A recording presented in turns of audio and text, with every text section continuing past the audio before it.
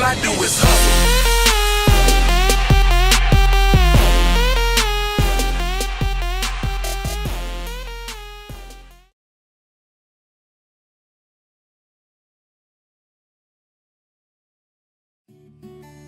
So I make aromatherapy and natural products ranging from candles to body butters and bath salts.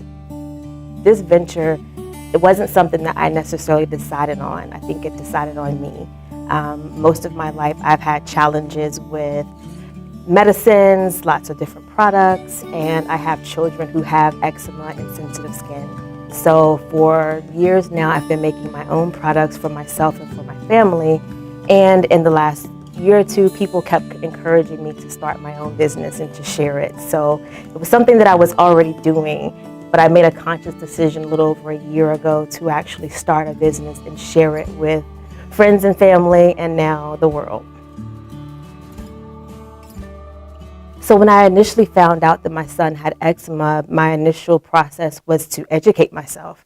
And so I started to do my research and discovered that many of the products that doctors would recommend or even prescribe could be helpful, but they had side effects, or they had chemicals listed in their product or ingredient line that were on the most toxic list for products. I knew about shea butter, but I didn't know how much of an amazing ingredient it was. And I started making my own blends and just testing it out on my son. And not long after, I started to notice that his outbreak, if he had an outbreak, it wouldn't last as long. And I realized that I was onto something. In terms of the space, I pretty much took over my dining room.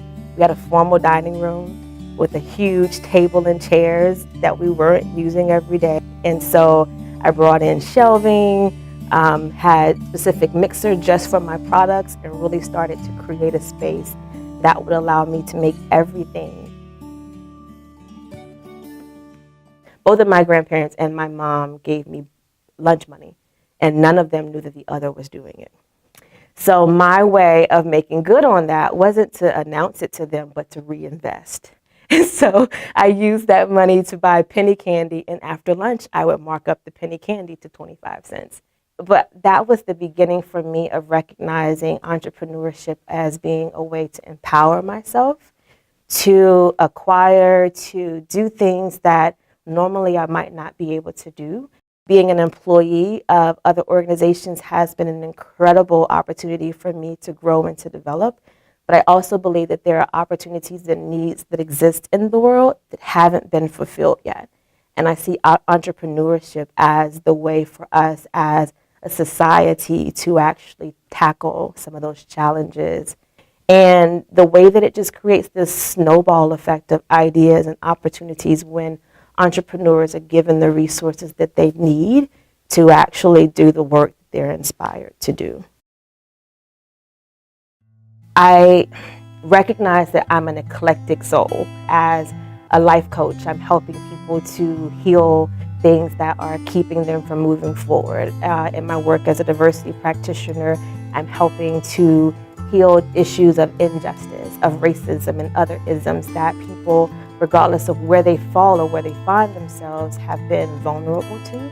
And so being able to bring that into, oh my goodness, Herbal Bar is just an extension or another way to think about healing. One of the things that I am also interested in or in need of as a business owner is support in thinking about ways that I can outsource things that are not necessarily ideal for me to invest my time and energy in. But that's sometimes frightening as a small business owner because I think about, A, who can I trust to do that? B, can I afford them? And when am I at the capacity where it's time to do that? Hustle is the only thing that I know. You know, I think about that colloquialism, if you stay ready, you don't have to get ready. We may not sleep a lot, but we get a lot done. There's not really much that a hustler can't do.